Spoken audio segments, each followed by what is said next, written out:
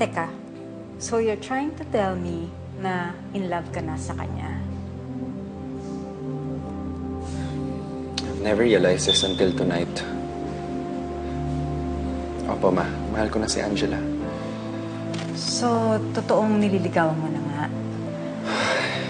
Hindi ko pa po alam eh. Nag-usap na rin po kami. Sabi ko kung ano mang meron kami, gusto ko ingatan yun. Siyempre, ayoko rin po magpadalos-dalos. Dapat lang, Calvin. You can't be reckless. Pag-isipan mo ng maraming beses ito dahil maraming consequences ang sinasabi mo. At saka, kapag nalaman ni Francis ito, magkagalit yun.